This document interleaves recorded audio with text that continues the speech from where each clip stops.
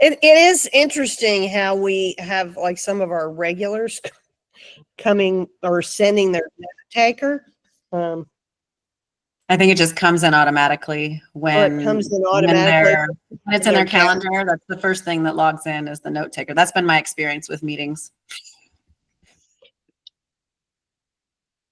Yeah, and I sort of chuckle at some of our company meetings. I'm going to pin you. When I show up, I might be the first person, and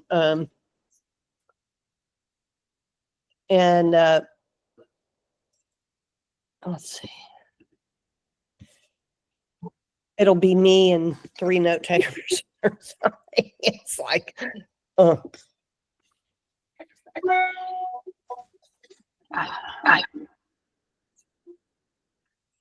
okay. I'm gonna know if I can do this. Let's see. Can you? No. I'm gonna see if I could pin both of us, but I don't think I can pin both of us. So we'll have you pinned because you're the star of the show tonight. No. I don't know about that.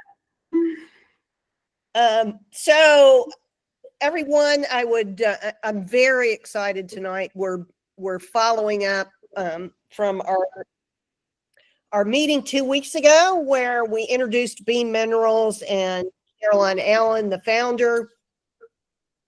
And tonight we are so lucky to be joined by Amber Vitale. Amber's she's board certified in holistic nutrition. We talk a lot about how important whole food nutrition is here and how we're trying to restore the system in the body. So I'm really thrilled to have her perspective and the background and information she has for us. She also has a background in Ayurvedic medicine, and that's, as you know, pretty interesting to me because I do my Ayurvedic retreat, Panchakarma, every year, and so I talk about that sometimes when I come back, and I've written about that on the blog. And so I guess without further ado, let's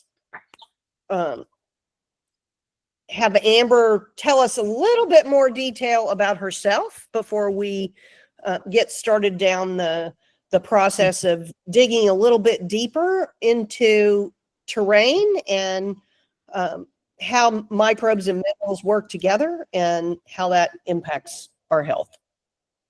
Awesome. Thank you so much, Martha. Thanks for having me here. It's this is a wonderful meeting of the minds and meeting of the hearts, I think, for you and I and Caroline, and I'm very, very excited about this. Oh gosh, long journey to get to this moment today. I've been interested in nutrition since I was young. It was very formulaic for me. It was interesting to learn about the 4 food groups and that there could be a formula to health if you just knew that you needed some of this and some of this and some of this and some of this, you know, and that was the era in which I grew up.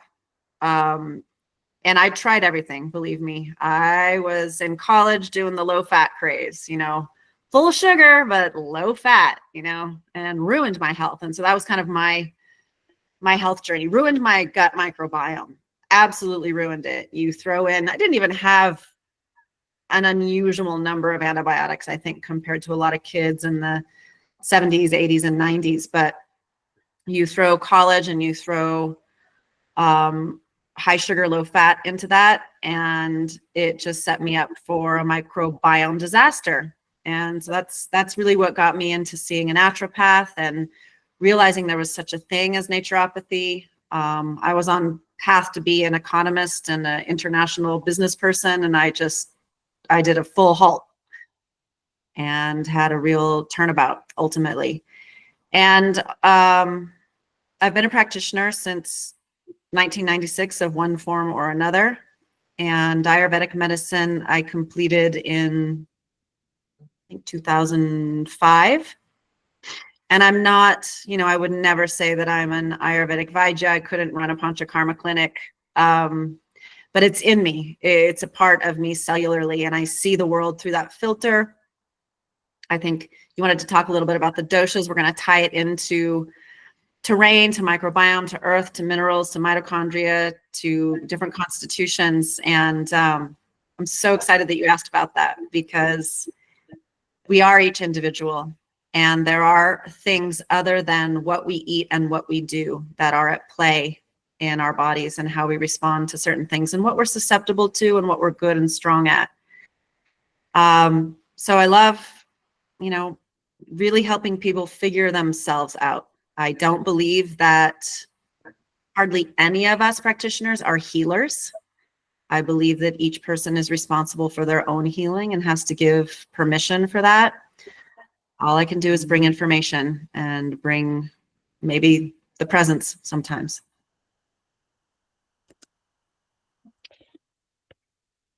So I also have a kind of a question about your journey, because you were with Garden of Life for a while too, and that's a brand I'm familiar with, because I've been in a nutrition supplement like CEO group for about 4 or 5 years now with Robert Craven. And he worked with them very early on. I can't remember if he was the CEO for a little bit before Mega Food. Yep. And was he there when you were there? I mean, it's sort of just before, but I knew him before I started working for Garden of Life. I knew of him just in the industry, and so Garden of Life is for the natural products industry is a large company.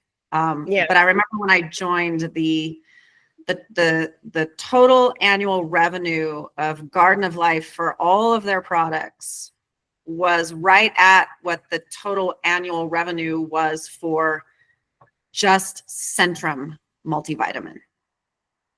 Wow. So that's what let me understand that even a big company in the natural products industry, less than a percentage of the US population even knows about Garden of Life. So we are usually talking to a very small percentage of the population. And those of you that are here, I'm glad you know each other, because most of the US none of this is even on their radar. So we have a huge mission to accomplish to help people be aware of these things. And Garden of Life, it was a 9-year marriage. I learned a ton, both about the supplements industry, which that's another talk for another day.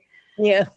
But Garden of Life definitely brought probiotics, like tons of different probiotics and clinically researched strains. And I was paid to do research and study and learn, and that was fantastic. And I want to say that, there's this idea out there that no lacto and bifidose strains survive stomach acid. There are clinically studied strains that do. They will find them. You can take it by mouth and they will find it in your vagina. Figure that one out. It'll be the same one that you swallowed. They will find them in your stool. So these critters are, you'll find a baby that's getting your breast milk.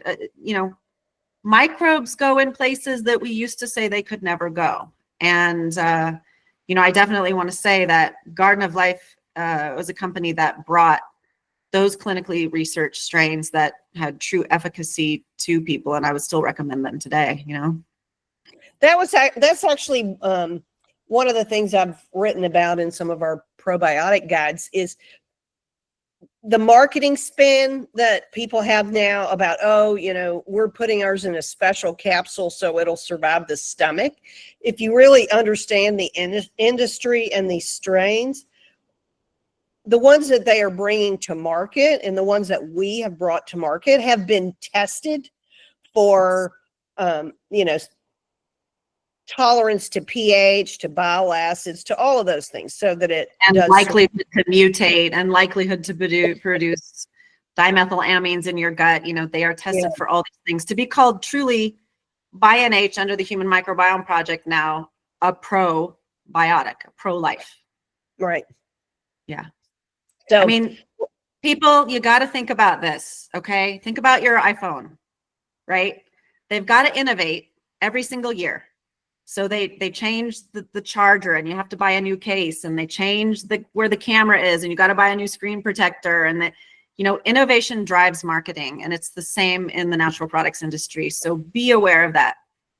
Even dead probiotics have an effect on your immune system. Yeah, that's something that I've mentioned a little bit, but there's a friend of mine she was a scientist in Russia who ran a team of 3,000 microbiologists with her husband for many years, studying probiotics.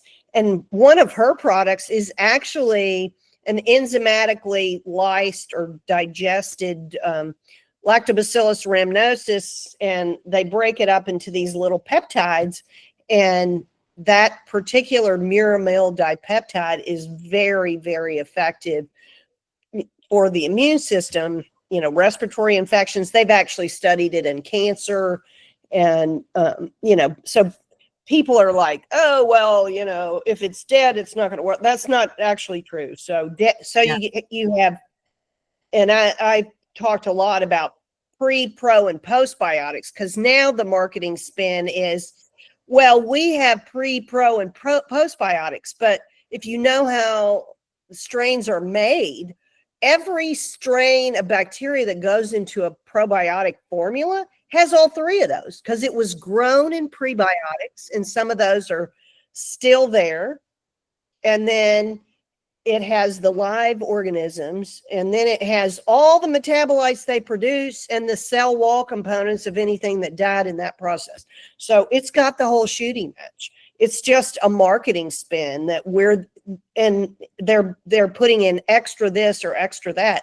So I think that's a good segue to talk about the minerals too, is this extra this and extra that. And the importance of balance in the body, and some of the things we talked about last week with the beam minerals. And I even had a question, I think, as we just came on, somebody was looking to try, they're like, I can't tell. I mean, they're looking for the recommended daily or what of each mineral is in there. And so I think it would be, let's talk a little bit about the structure of those molecules, and the RDA, or adding too much of this, or adding kind of all the background around pouring on the minerals, swallowing rocks, if you will. Yes, which is what most of what is out there is, swallowing rocks. Yeah, absolutely. So you want me to go into that right now? Yeah, I think that's we'll just go all over the place. We'll go around and around. I'm easily distracted, so let's go. So just to backtrack to last week's talk, beam minerals, though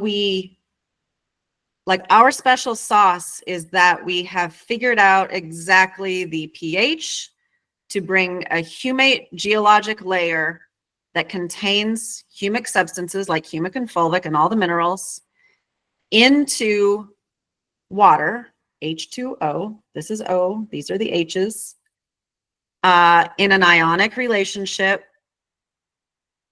that easily penetrates the gut, gets into the bloodstream and into the interstitial extracellular fluid, and fulvic itself then, because of its nature, easily passes through the cell membrane into the cell, out of the cell membrane, out of the cell, and back and forth like that. And so our special sauce is being able to produce really the two liquids, electrolyze and microboost, where the mineral, every element that's in there, or mineral being combinations of 2, 3, 4 elements,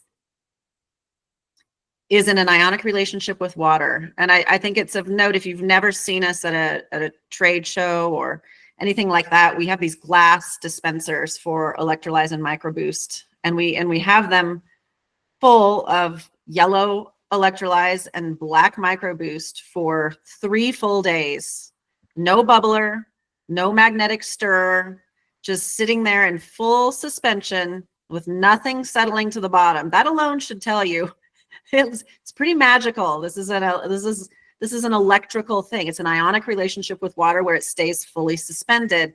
That suspension allows those two molecules, fulvic, which is smaller than a cell, humic, which is larger than a cell, to enter your bloodstream and enter your extracellular space, and for fulvic to get in and out of the cell. That is our special sauce. We do not take away or add any mineral. We do not augment. We do not upgrade. We do not mix in anything else. This is the way that the natural layer came to us in our facility. And we are digging up that natural layer in the Southwest US, and we are extracting it into water using charge, not other minerals, not potassium hydroxide, not hydrochloric acid, just water with a charge to make it the proper pH in Grand Junction, Colorado. So everything's made in the US, everything's local. You know, it is about the conscientious nature of our production crew bringing it with high efficacy now and very little waste into these liquid suspensions. And therefore, Beam Minerals, Electrolyze and Microboost have every element that was in that geologic earth layer, absolutely a snapshot of time 65 million years ago when there was tremendous plant life. And where there is tremendous plant life, there is tremendous number of elements. And the microbial decay, get this, talk about postbiotics, the microbial decay of plant matter, especially freshwater plant matter, yields the fulvic molecule and the humic molecule, among others, with the elements that made up those plants, and honestly, probably a few dinosaurs and a little dinosaur poop and a few birds and some small mammals, but all of that, that's why there's amino acids. That's why there's B vitamin, B12 in there. That's why, you know, not enough for us to put on a label as an amount, but it's in there because this is freshwater ecosystem, died, decomposed, decayed, crystallized, fossilized over millions of years into an enormous tonnage layer that is easily accessible without damaging any other ecosystem, and has in it every single element that made life happen in that ecosystem that was freshwater, like the one we live in. Because cells are cells, and all cells have a general conserved functioning, right? Nature loves to conserve. Once they get a good idea, like a cell membrane, they love to keep that up. Nature loves to just be like, ah, that worked well, repeat. And cells need to have nutrients delivered and bio-waste taken out and all the trash driven away from the cell. It's just like your house. It's just like your apartment. It's just like your office. If you didn't ever take the trash outside of your office or your house, what would it be like inside? If you just set it outside the door of even your house year after year after year, what would it be like outside your door? Right? If you just set it in the landfill and didn't do anything with it, what would it be like outside your town? So we've got to get these things out of our bodies. And fulvic and humic are not something that Beam created, designed, augmented, altered in any way, added to, took away from. This is natural processes. Straight from nature. Straight from nature. And so in the ratios that occur in freshwater plants in nature 65 million years ago. So we, you know, the iron that's in there, the sodium that's in there, the cadmium that's in there, the molybdenum that's in there, the manganese that's in there, it was all a part of the air, the water, and the plants and insects and animals and everything that was in that ecosystem at that time. And people, that is life. There is no life without death and decay. And thank God there's decay, because otherwise it's really weird. Well, and a lot of that is coming from the microbes that recycle everything. So they're always waiting. They're always waiting for our immune system to fail so they can just decompose us. Yes. Well, and I've talked to this group a lot about one of my favorite little books called the Life Bridge, The Way to Longevity with Probiotic Nutrients. It's like a 20-year-old book it's out of print. I mean, you can buy it used on Amazon, but it really goes into the relationship between microbes and minerals, and how, back to that swallowing rocks, how microbes transform inorganic matter, the rocks, into these bioavailable molecules that we can then absorb and use much better. And they use selenium in an example in the book in yeast, but they go into a number of other ones, and that's, to me, like the bean minerals is such a complex formula. The microbes, different enzymes need different minerals, and Yes. the fact that you have this kind of full spectrum, then everything you need is there for the microbes, which are then making all the things you need.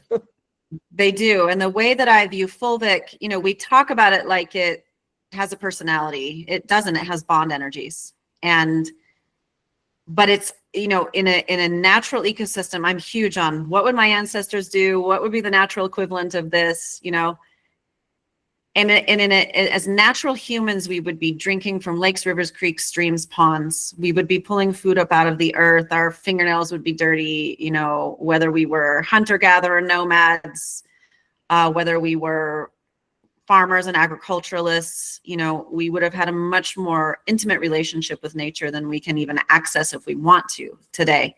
And so fulvic would always be there. And it would always be there prior to the agricultural revolution for every plant that's in the soil. And so the cells of that plant fulvic is coming up the stem of the plant and getting into the cells. And fulvic literally comes in like some guy with a trench coat in old New York City, in Gotham. He's just like, here's what I've got today. What do you want? What do you want? And it lets the cell just choose whatever it wants. Literally, fulvic enters the bond, the energetics, the charge change of fulvic passing through the cell membrane causes a polarity shift, and it literally just drops everything in the cytosol.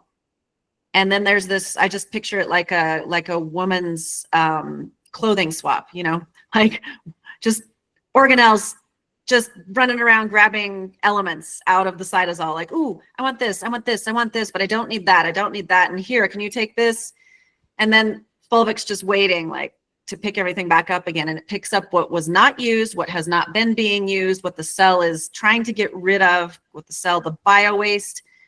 Fulvic is like the only molecule that can go in the cell like Mission Impossible and grab glyphosate, that can go in the cell and grab atrazine, that can go in a cell and grab nanoplastics and all these bio wastes. And it doesn't have a morality. It just is charged. And these things are sticky. And so it's just like, and it magnetizes back on it. And then it goes back out. And then when it passes through the cell membrane, just drops everything again. And this is where we want humic outside the cell. We want it in this extracellular space, even more heavily charged than fulvic is, and just ready to grab that all up, whether it's a heavy metal, whether it's glyphosate, and the more heavy metals that humic has and has gathered up, the more magnetic it is to the same heavy metal. So iron picks up iron, cadmium picks up cadmium, mercury picks up mercury. These things are very heavily charged. And so even though humic might even come into your body with some of these things, it's not interacting with anything. It's acting as a magnet head and attracting these things into it. And the same with, it's like it's like some Star Trek movie. The more of that it has of something, the more it attracts of that thing. So until it gets too heavy, and then it's going to precipitate out and you're going to eliminate it. And that's where we get to Ayurveda. So we'll get there in a minute. Okay. So one question I didn't ask Carolyn. So, when you're picking up all this trash, does it help at all to take a binder when you're kind of in the early overload stage, or no, because it's going to go out on its own? So, okay, from an Ayurvedic perspective, when you do panchakarma or certain detoxes, and according to your dosha, So someone who has a lot of accumulated kapha, we're going to use herbs to drive all of the toxins into the stomach, and then we want that person to eliminate it. They like you to throw up if you have a lot of kapha. If you have a lot of pitta, we're going to move it out through the intestines. We're going to do purgatives. So in cases like this, where somebody is doing detoxifying protocols, even some chelation therapies like through IV, different cleanses that are driving things to the liver and the intestinal tract, yes, it serves to take a binder, because we are not going to see these two liquids very long in your intestinal tract. They're not going to stay there long. They're going to pass through and get into, I'm sure you could up micro boost to an extent where there will be more in the intestinal tract acting as a binder, but how much actually reaches the colon? I would say it's very, very little. The capsule, the electrolyte, the electro boost capsule is that raw humate material, and it requires digestion, and therefore it will be in the digestive tract. So it can help with things that are driven to the digestive tract.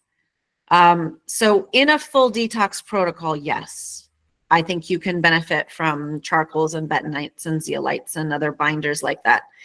In the daily and your daily exposures, which vary. Your daily exposures are like, your windows down and you're in traffic. That's a different exposure than yesterday when you were out on a hike. You ate something different. You got some food poisoning. So we kind of have to know how the body works and apply these things accordingly. The minute somebody gets food poisoning, I'm like, binder, take the capsule, take some charcoal, take some bentonite, right? Take a soil-based microorganism. Let's just sop that stuff up right in the gut. So really, this is patrolling the bloodstream, and that's what makes it unique. And all of your fluids. And it's using water as a medium. And that kind of brings us to water, where water is, and we know this in Ayurvedic medicine, water is a transporter. And water, the element water, describes all of your fluids of your body. It's your urine, it is your sweat, it is your lymph, it is your bloodstream. It is the fluid that hydrates your fascia. It's the extracellular or interstitial fluid, because H2O, literally, and we always see it like this, right, in a molecular form, but really it's like this. It carries. And water that we drink has never, I just can't, there's no human natural equivalent or animal equivalent that I can think of where water has ever been only H2O. Water has always been what H2O carries. Right. And unfortunately today, our water supplies, I mean, I talk a lot about this point people to the work of the Environmental Working Group. Our public water supplies don't clear out. They weren't set up to clean out and filter pharmaceutical pollution or all these chemicals that are going through our water system. Our soap, our paint, But then, so you have to filter your water. But a lot of then, people go, okay, I'm going to put in a filter, but that's another area where, having these liquid minerals, because if you're doing a reverse osmosis filter, you're taking all the minerals out. And then you have, I think the term I've heard is called hungry water. Yep. And water is the universal solvent because water wants to carry. So H2O chemically, as you know, is considered the universal solvent. Ultimately, it will break down everything because it is hungry. Exactly. And it wants to carry things. And you've got to filter your water. You can't trust the municipal system. But maybe you've noticed that the more filtered water you drink, the thirstier you are. And I used to think it was just my awareness of dehydration until I understood that H2O is hungry and it wants to carry things, and so it will.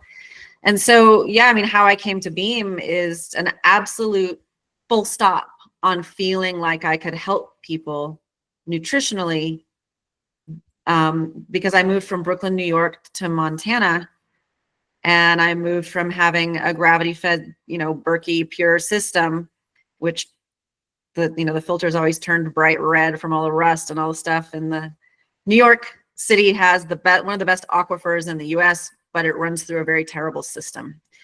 And I went from there to coming to Montana and getting on a really good well and just noticing the difference. And I just was like, how can I even recommend foods for people if I can't do anything about their water? Like, plastic is an issue, shipping is an issue. We can't be, I was going to Costco and buying boxes of San Pellegrino. I mean, none of it is sustainable. And so I wanted to have a solution, and the solution came at the same time that I started regeneratively farming the land here, which, by the way, there is no regenerative farming without fulvic and humic minerals. Mm-hmm. And that's what turns denuded soil. That's what would turn a genetically modified crop farm back into a natural biodiverse ecosystem, is humic and fulvic minerals. It is the way. And you have to see that you are the same. You are a denuded, genetically modified, focused farm, and you've got to put the soil microbiomes in, restore a diverse ecosystem, provide fulvic and humic in order to come back to natural functioning. So did you have any farming background? This wasn't on my list of questions for you. No farming background. I rode horses. I had a lot of poop scooping background. Good microbiome, thankfully. Good hard work ethic. I've been around farming. I've been around gardening. Did do my own gardening quite a lot. I have a ridiculous willpower, and I'm tremendously stubborn. But I never raised border collies. I never raised chickens. I never raised ducks. I never did any of this before. I had never slaughtered an animal. Yeah, so it's been a learning curve. Yeah, it's life on the farm is very, very different. So you just talked about water, but let's talk a little bit about water and the mitochondria, and the water that the mitochondria make metabolic. Because I think a lot of people don't realize that we actually make water in our mitochondria, and that happens when we're fasting, which is probably one of the most powerful things about fasting, is you kind of kick the system back into making metabolic water. And like in looking at Parkinson's, dehydration is a major issue in Parkinson's, and trying to kind of figure out where that dehydration is. And I think it's in part it's in the loss of metabolic water function. But wow.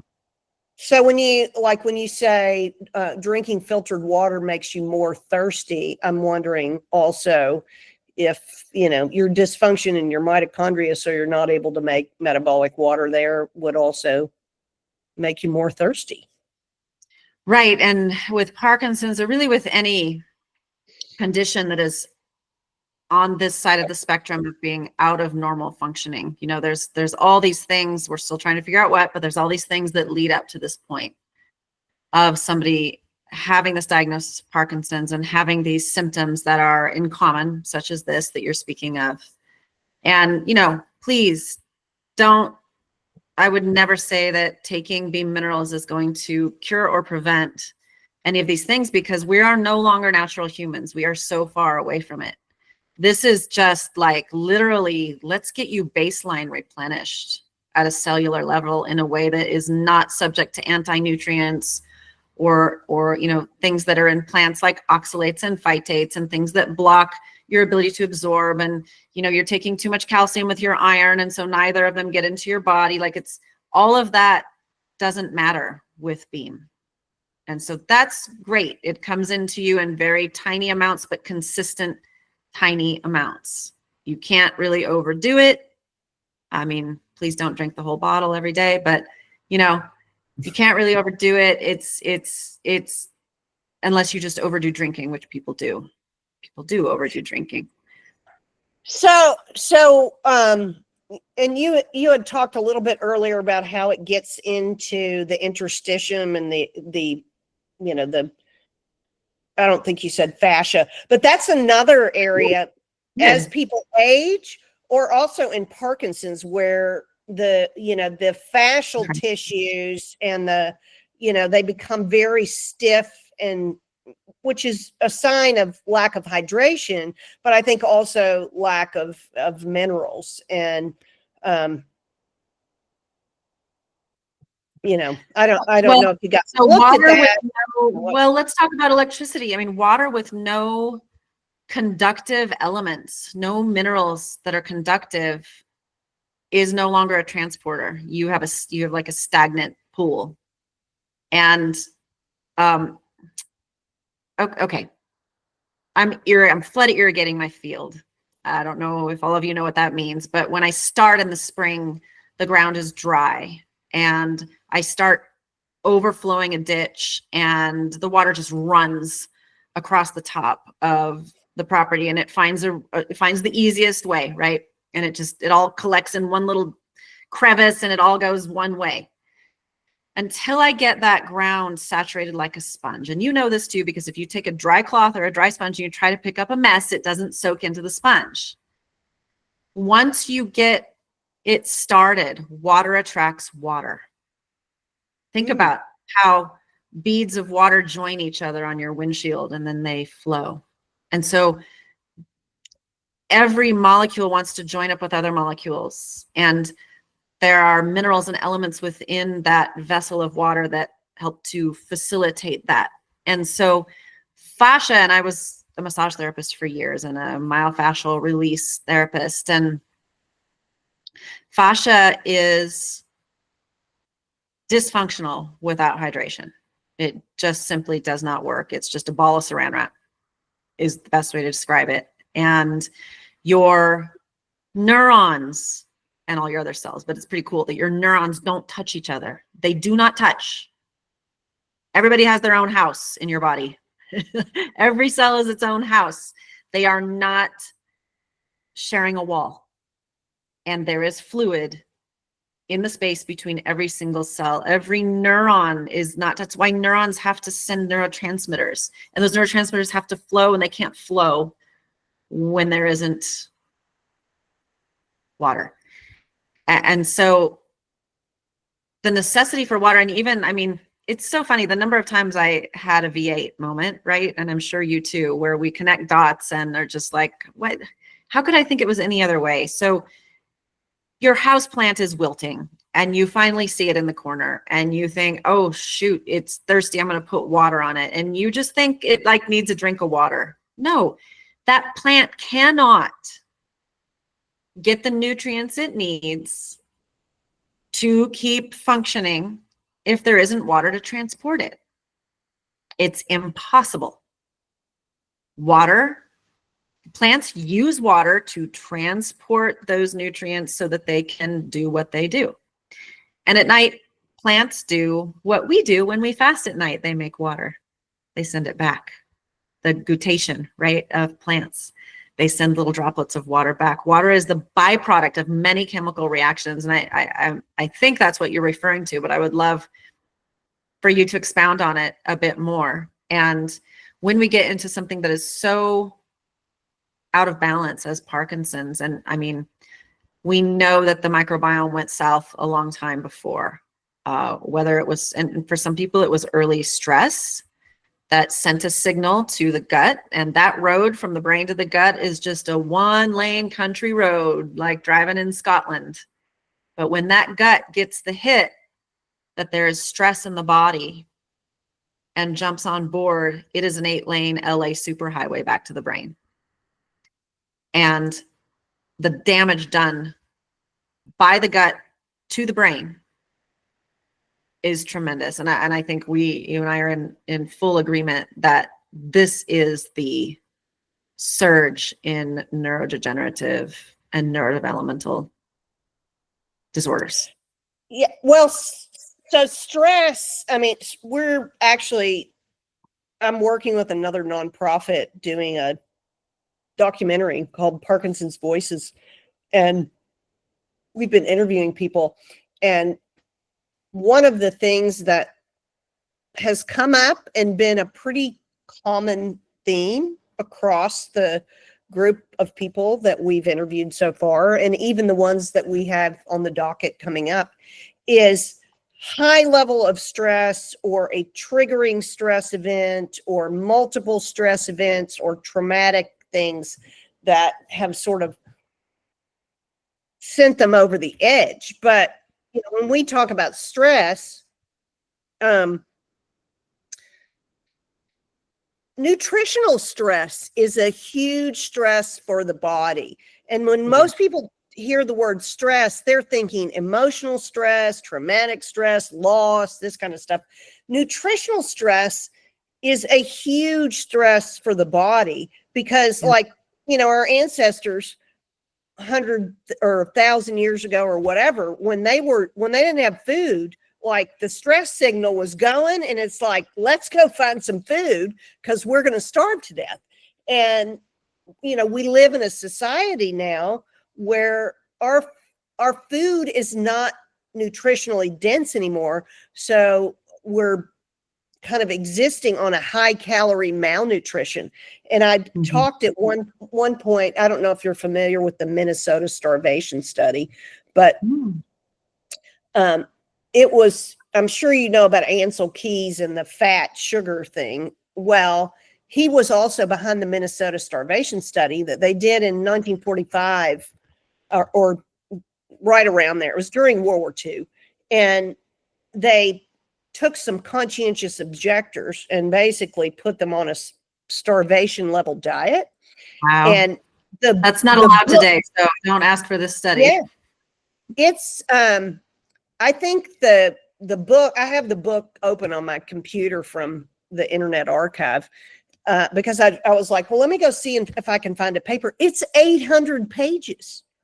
And they did follow-up work about how it changed their behavior, their ability to control them, all this emotional stuff.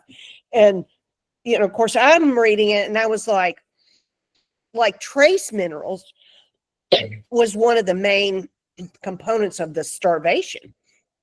The loss of all these very important nutrients. And, what do we have today with glyphosate? But it binds up all these minerals. I was like, that's like the perfect I don't know you call it a molecule or what, but glyphosate is the perfect thing to actually set up our entire population for the Minnesota starvation study by stealing all our minerals and putting us under this extreme nutritional stress.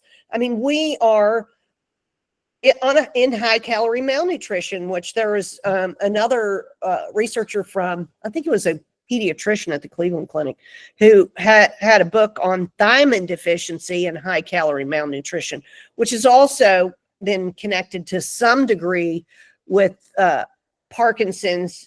People taking thiamine or high dose thiamine as a treatment, but thiamine is actually made by the gut microbes, and it's kind of at the top of the cycle. So anyway, I'm kind of spinning a wheel here, but it's stress, I think, is a huge driver, not of all of our chronic disease, not just Parkinson's and these triggering events. But I think the underappreciated thing is we're all under extreme nutritional stress. We are. And what I view also is that our microbiomes, whether from antibiotics or from glyphosate or from stress, we are eating enough to fuel particular microbes that can thrive in that environment, but we do not have the microbes that do the job of translating nutrition. So when people say, I don't eat nightshades because they're inflammatory, and I found that when I eat them, I have joint pain. I don't eat brassica because it causes my thyroid to have problems. I have a goiter. The world eats these things. Like, the world is living on these foods, and we have for a long time. We are lacking a translator. We have such poor microbial diversity that we aren't able to actually process this food to deliver nutrients in a small enough form to pass into the bloodstream and get to the cells. And it's the same thing as the soil, because when I moved here and I did a soil test and I was missing these particular elements and minerals, and I got a regenerative company to come out and cast these minerals out. But they told me, they were like, these are like boulders. They were tiny little, like, what do they call that? Yeah, like little pea ice cream dots. Yeah. They look like those ice cream dots, that freeze-dried ice Yeah. cream. And they're all over the ground. I can still find them in places until the microbiome is activated with compost tea, with organic sugar, with seaweed, with fulvic, with humic, with fish emulsion. Until I get all these things on there and trample some little animal hooves and have them poop and pee and stamp it all in, and until I do that and bring up the organic matter, those mineral boulders, they're this big, but to microorganisms, they're boulders. They're just going to sit there. And this is our food. It goes in, it goes out, and very little of it actually gets into the cell, if the food even had those nutrients. But I know from having clients for years that when I would change them to a more nutrient dense diet, there was always a transition period where that stuff is just running through them, and they're like, oh, this healthy stuff is killing me. I'm not digesting any of it, and I have a stomach ache, and I have gas, and because the translators weren't there, and until they can attract that microbiome, even if I want to go plant legume crop out here because I want to attract nitrogen, I have to plant a legume crop with already inoculated with a microorganism that's going to take the nitrogen from the air and turn it into nitrogen in the soil, because my soil doesn't have it. And we are the same. And that's why probiotic supplementation is so important. And then you have to feed them.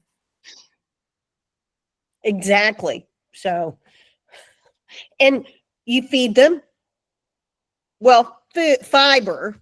They definitely do. Yeah. They love those brightly colored things, right? Yep, the brightly colored things. And well, I'm not going to go down that rabbit hole. Oh, but you want to? I have been looking a lot at the pigments that bacteria make, actually, and light emission by bacteria, and what happens, what metabolites and what pigments are made by bacteria when there is sunlight and when there is darkness. Oh, and that it's very different. But we see that with algae.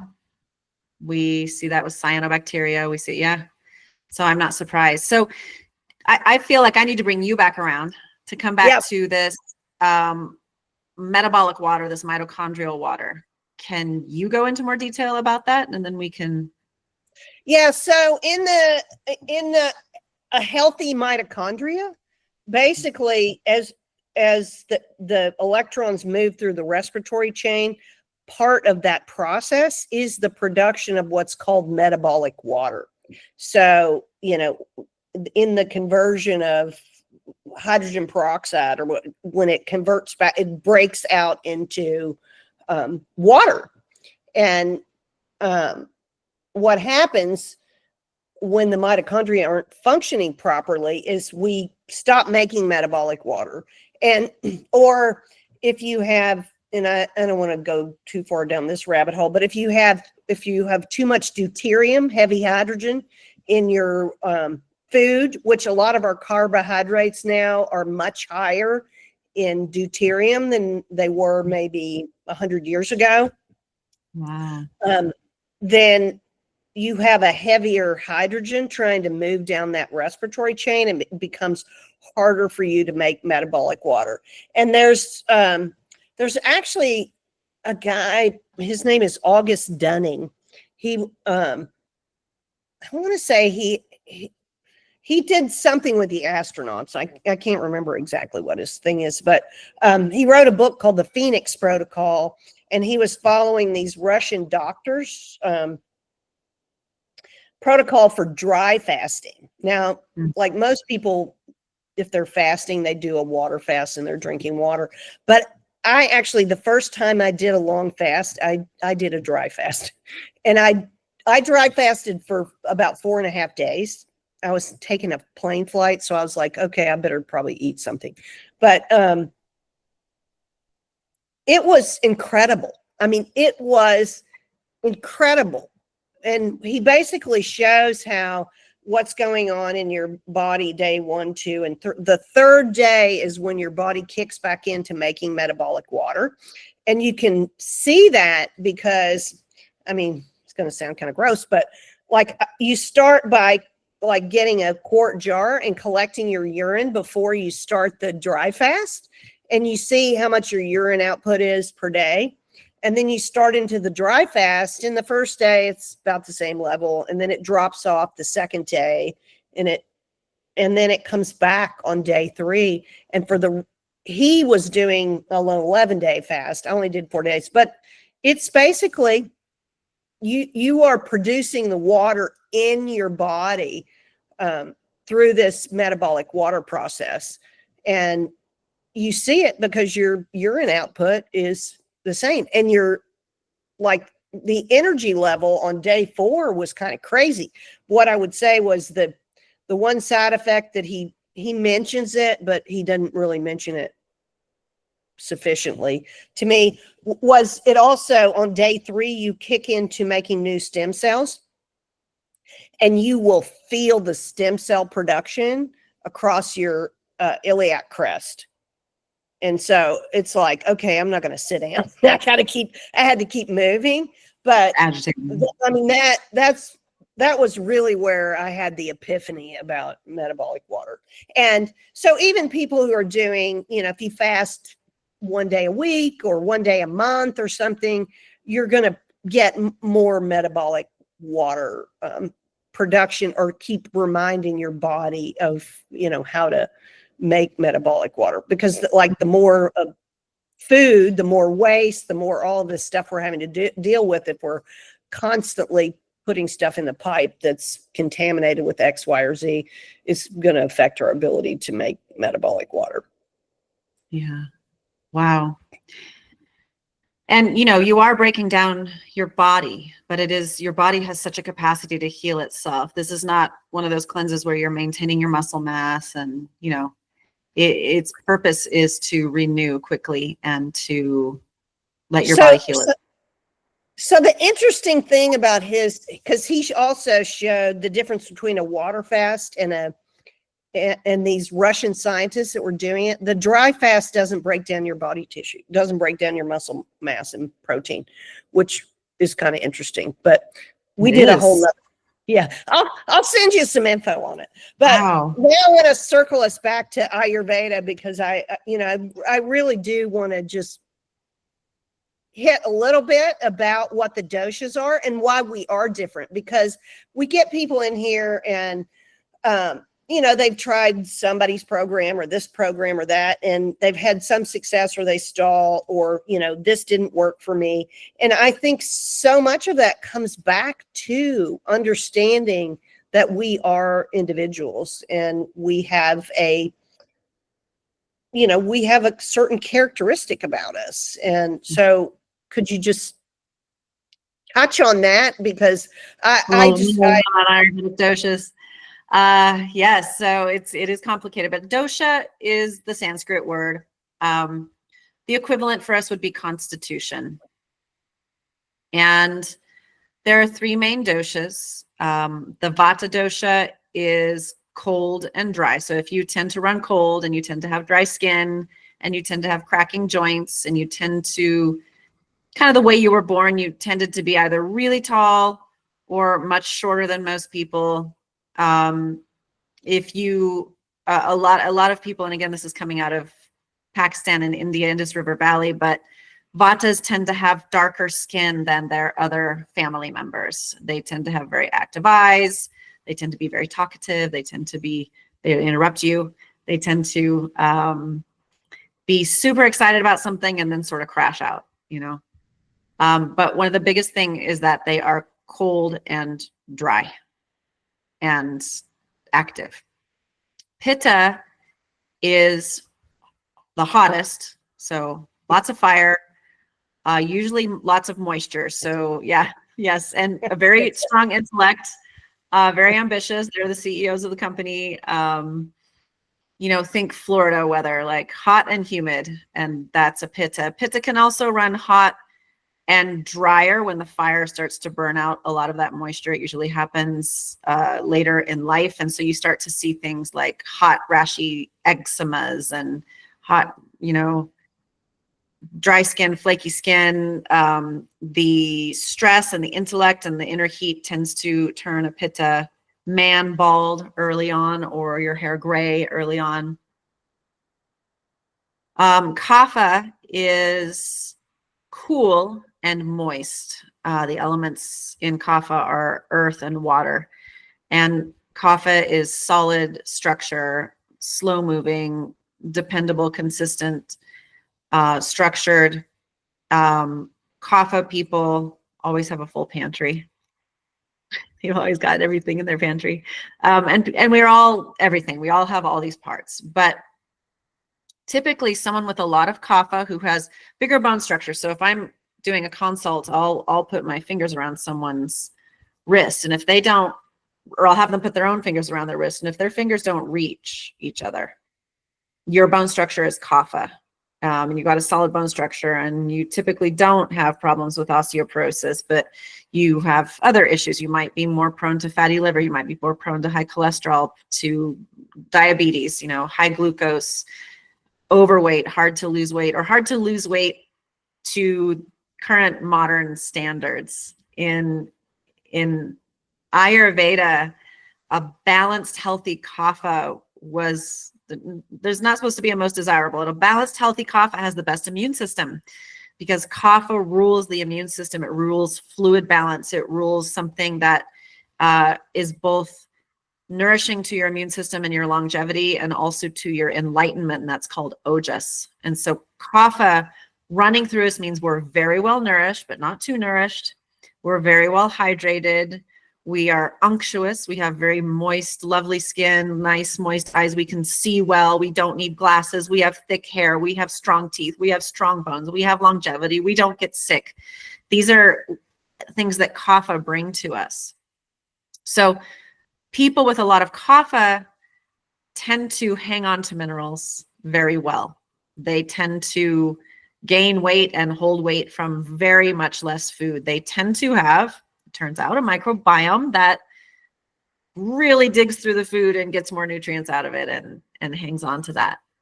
Pittas are like steady, like I've got to eat every meal on time. They have good digestion, but they expend a lot of energy. And so their intake of minerals and nutrients needs to kind of compensate for the energy expenditure, whether it's mental energy, and that Pitta who sits at his desk and just is a CEO is going to compensate by having a lot of sugar and thinking that sugar is going to help fuel that, or that personality, that constitution is typically going out for 2 martinis after work. They're big alcohol consumers, which is another way to get that sugar and to get that reward for all the hard work they did all day. Vatas really struggle to digest. They really struggle to move food through their bodies. They tend to be constipated, and they do not hang on to minerals well. So when I look at these things with an Ayurvedic perspective on Beam, I 100% believe that we all need the same thing in the sense that we all need all these elements. We are made of all of these elements. We need fulvic to deliver it to the cell. We need it to take things out of the cell. We need humic to take things away from the cell. But different constitutions require more or less H2O, more or less mineral inputs, more or less food inputs, thus. And Vatas just like have their nervous system, Vata is nervous system, and it's firing all the time. And they use up, I mean, your neurons have the most mitochondria using the most minerals. So if you are nervous system dominant, you will use up a lot more minerals than someone who is not nervous system dominant. Because I wonder if, I mean, I can't say that I've ever looked at this, but I would say a lot of people with Parkinson's that I know probably are more Vata with the it's a Vata disorder. Yeah. And so then that ties back. So take this full circle. If you note that, well, if we know, I mean, right off the bat, I know that disorders of the nervous system are Vata disorders. They're Vata derangements. How did we get there? Well, that person might already have a Vata derangement of their nervous system, which means that under stress, so like under stress, a Pitta is going to go to the bathroom 9 times and get angry and deal with it and just bring their life back to homeostasis. Under stress, a Kapha is going to go to bed and pull the covers over their head. Under stress, someone with a Vata dominance, it's going to go to their nerve system, and they're going to worry it over and over, and they get constipated, and they're going to autotoxify, and that's going to give an enteric nervous system feedback to the brain, and they're going to worry it over and worry it over, and they're not going to be able to sleep, and they're going to get in bad sleep cycles, and they're going to eat things that are even more drying, like popcorn, and they're going to chew gum, and they're going to eat nuts, and they're going to, you're laughing. Yeah. So I know someone I need to talk to you about this. I love someone I need to have a chat with. I just love telling people about the doshas because it's like a fun joke. We're like, this is who we are. And we have to know this about ourselves. And then we just need to know what tools that we use. Vata's like the Tin Man in The Wizard of Oz. The Tin Man just wants to get in a bath of oil. And if Vata could just get in a bath of oil, like it would make everything so much better. Nice, warm oil bath. And that's why Ayurvedic massage, the Abhyanga, is so, so good for Vata, and the oiling and the massaging of the abdomen and the oil enemas. Vata, who does a panchakarma, gets oil enemas, and that oil just like nourishes the colon and, the lining, and just, and then they're able to actually, just like when you put lotion on your skin, you can hold more water in. And the water stays longer and can transport minerals more. And that's something that really soothes Vata. So there's, people are like, oh, you have Parkinson's. Did you try fish oils? Oh, you have Parkinson's. Did you try this mineral formula, that mineral formula? Did you try this probiotic? Did you try that probiotic? But it starts a long, long time ago. It starts at conception with how you're built and what you do or don't know about you. And, even as you're talking about this, I'm thinking about a man that I went to college with who is my age, 23 now, who's my age. And we graduated college in 1994. And he has Parkinson's. And I am always like trying to why? And he was the healthiest eater of all of us, and very physically active. And there are just things I remember about him admiring and being like, and now I'm like, how is this possible? But I know he went through a stress event, and stress events, it only has to be a stress to you.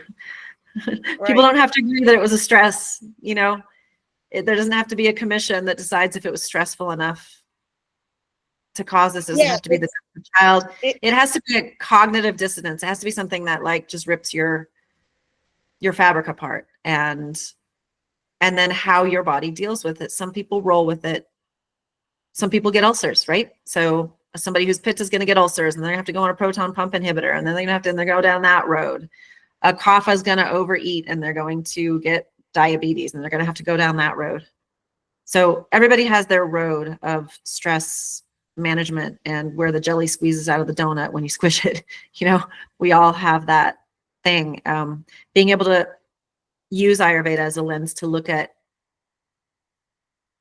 our positive and negative aspects and use our positive aspects to help ourselves is what it's all about. So, just hearing that, and the Vata is going to need more replenishment of minerals, then would you recommend, like, somebody who's Vata maybe is taking more than one capful of the electrolytes a day? Mm-hmm.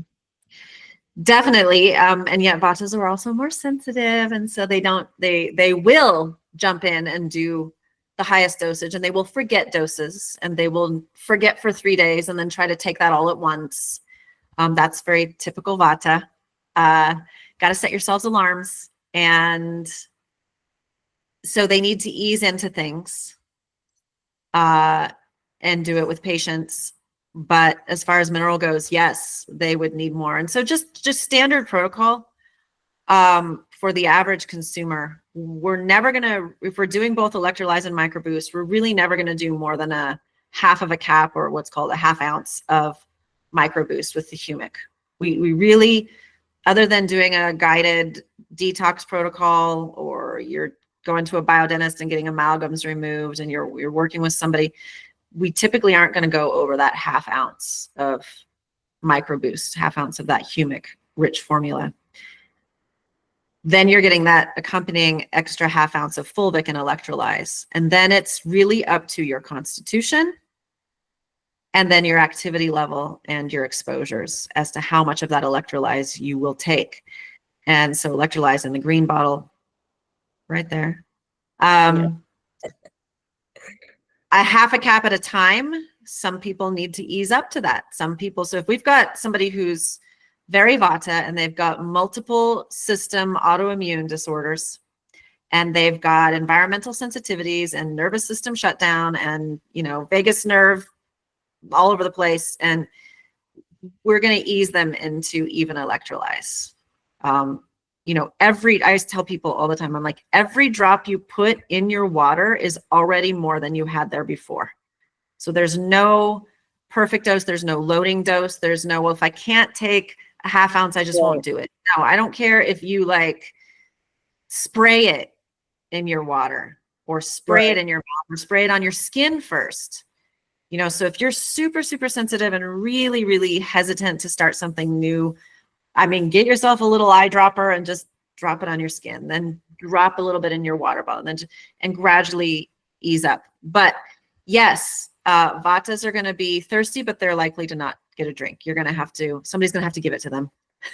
And so, oh God, I was so thirsty. Thank you so much. That's a typical Vata response. I didn't even know it, and they need a lot more minerals, and they will flush a lot more minerals. So their kidneys work differently. Their liver works differently. Their gut lining works differently. Their neurons work differently.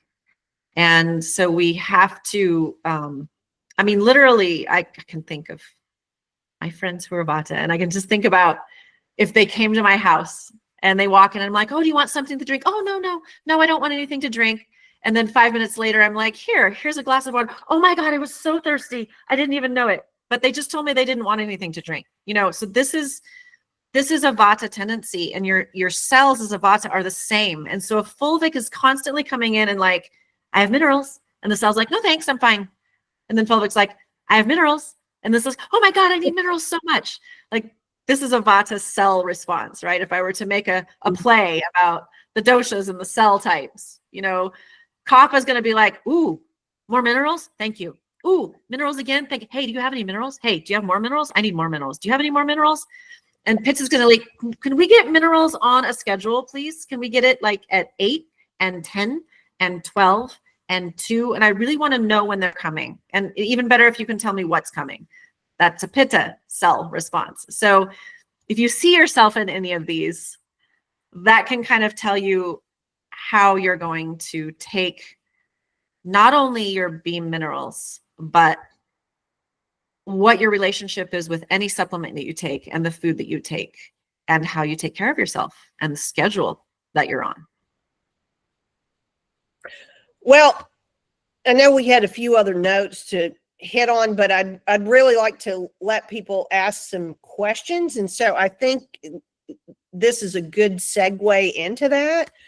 because we've given people some ideas about how to connect the minerals to themselves and, potentially their type. I don't know if we have any questions, but I see some of our regulars that I didn't see on here last week. So I'm thinking that we might have some questions. If I can get you folks to raise your hand, okay, Debbie Burnish.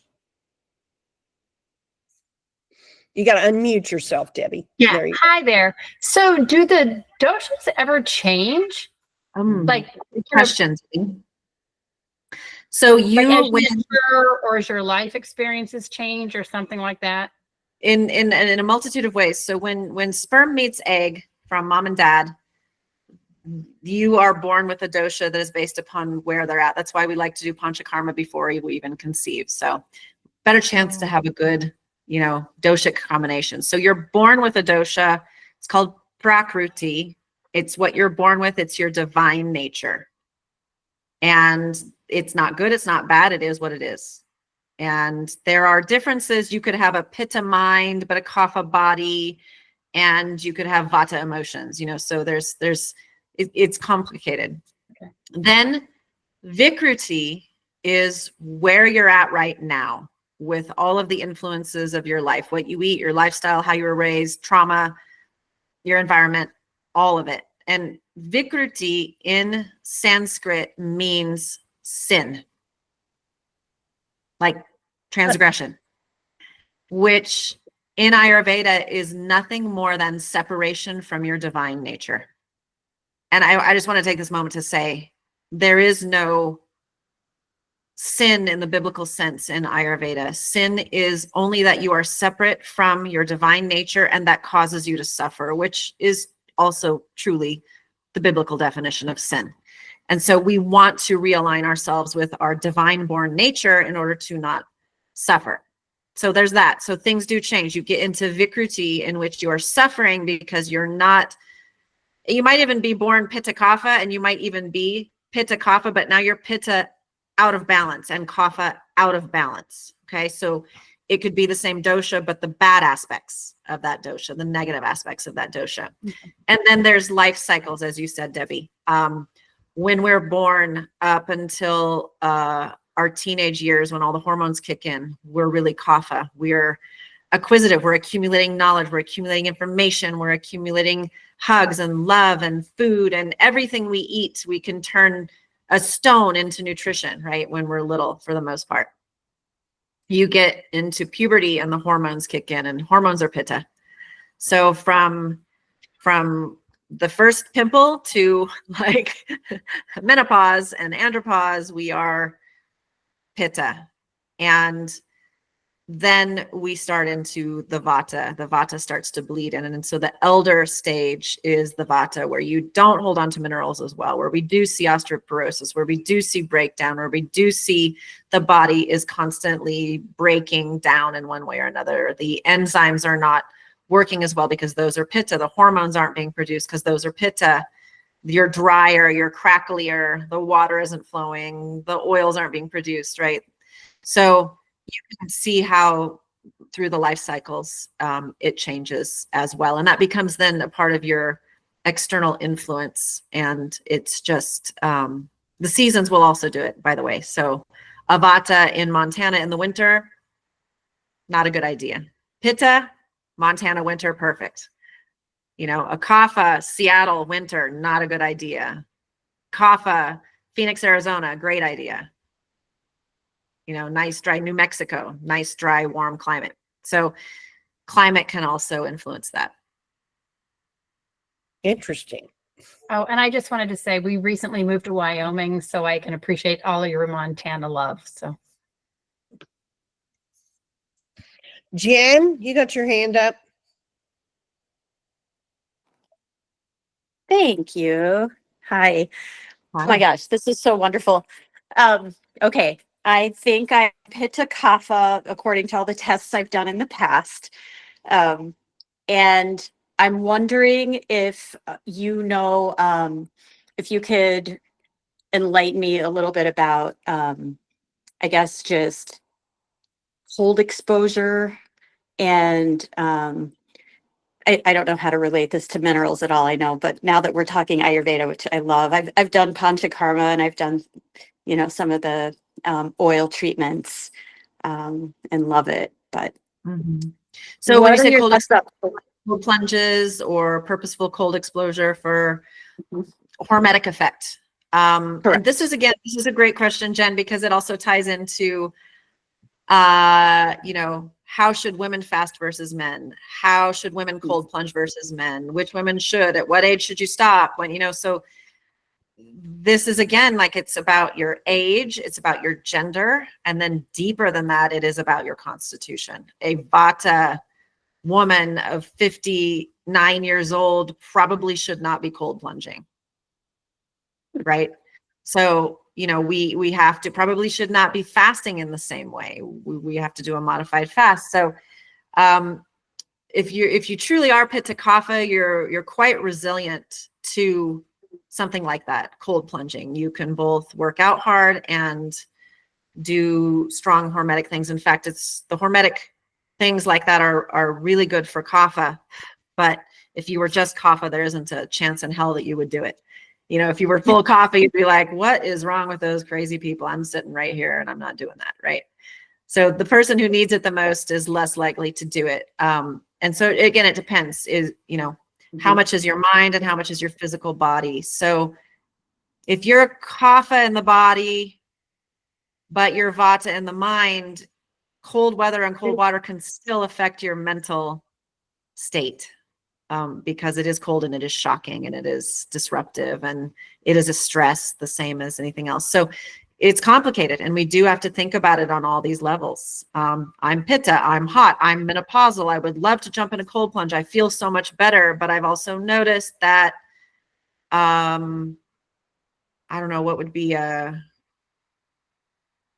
I start to get the chills, then I kind of get the shakes, and then I kind of can't get over it. And then I get this sort of adrenal thing going. And I'm just saying this might be something that would happen when Vata is still present in your nervous system, even if you test as Pitta Kapha. And it can happen as you get older because the Vata comes in and you're not as resilient, you're not as adaptable to stress. And most people are more Vata as they get older because they haven't challenged themselves. Mm-hmm.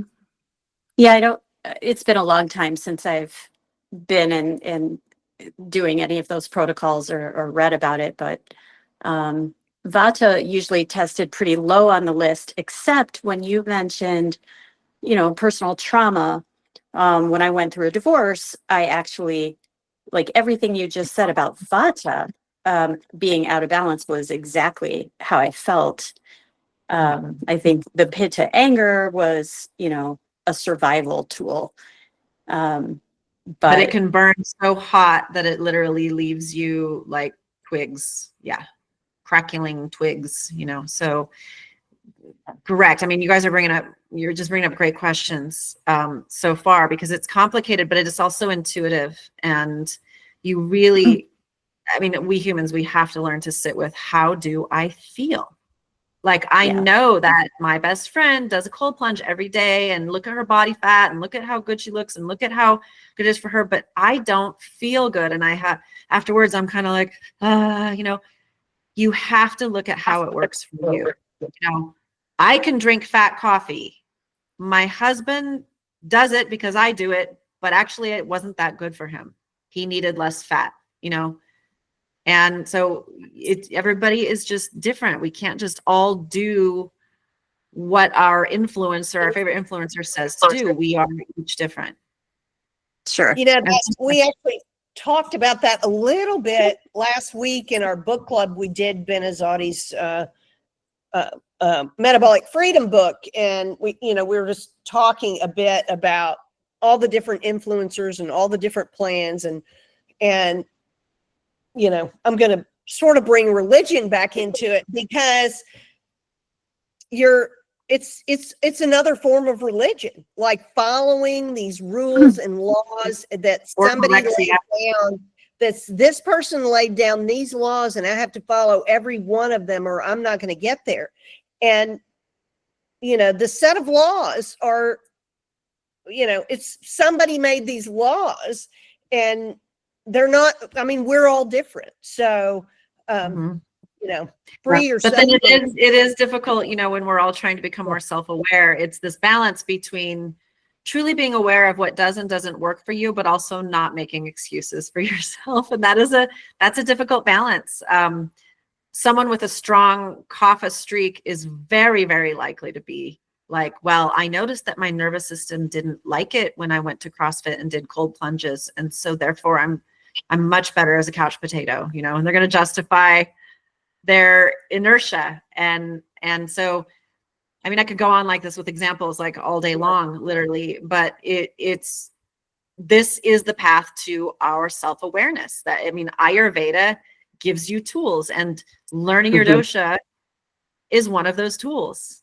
And learning where it is it in your body? Is it in your digestive system? Is it in your emotions? Is it in your mental state? Is it like, were you something completely different as a child, and there's some schism from some trauma that has made you launch into another Vikruti, and it's not really you? And there's just so many possible, permutations of it, but for me, it's quite intuitive. Christina, you have Yep, Christina. Yeah, so I had a couple of questions. This conversation is really fascinating to me, but I also had a mineral application type of question. So on this realm, what we're talking about, if you're a person that doesn't really sweat a lot, where would you consider them? typically that is a vata thing or a kapha thing. There can be kapha congestion that doesn't allow you to move water, and then kapha can get to feel really like sort of a claustrophobic heat because they're not able to perspire and cool off in that manner. But vata is dry. There's different kinds of not being able to sweat, and sometimes it's literally a nervous system disorder. So is hypersweating, right? A nervous system disorder. It's actually regulated by the nervous system. But vatas do tend to sweat much less, and when they do sweat too much, it can be very depleting. So we actually we prefer to put a vata in like a steam chamber. We prefer to put and we do it gently, and we bring up the temperature gently. We don't put a vata in a dry sauna and have them perspire heavily because number one, they don't have a lot to perspire, and they'll run out quickly. Which brings me to your So would point. that be infrared also? You wouldn't put them in an infrared either. Well, infrared can be great for vata because you can get the benefit of the wavelengths without high heat and the need to sweat. Okay. So infrared can actually be much better for vata than, going into a 120-degree Finnish sauna and then jumping in the river. That's just not typically good for vata, and you will not see very many vatas in Russia. I know because I was there in 1996, and I remember just being like, there aren't any thin people here except the ones that have furs and go around in limousines, it's really people who are pitta coffee. They're sturdy. So not sweating, you kind of have to, like my mom was like that. She didn't sweat, so she didn't like to get warm, but she was probably more vata pitta, and maybe it was the vata aspect of her that didn't permit her to sweat a lot, and that made her pitta just overwhelming because she would overheat really quickly. And then living in a dry climate like Colorado, where I grew up,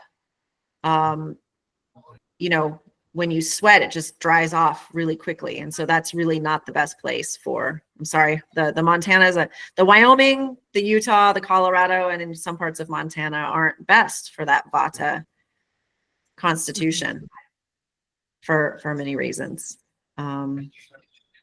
That's interesting because I was born and raised in Calgary, Alberta, which is really dry.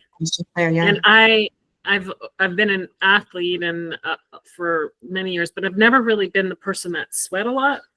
But now I live in Arizona, and it's Yeah. 108 degrees today. But I sweat a lot now, obviously in the summer, and when I work out, I play pickleball, I'm outside, and I sweat a lot. And I used to cramp a lot, but I've been taking B minerals now for a year, and I was taking Element prior to that. And I got on a call with Carolyn, and she had challenged me to like get off the Element and do only Beam.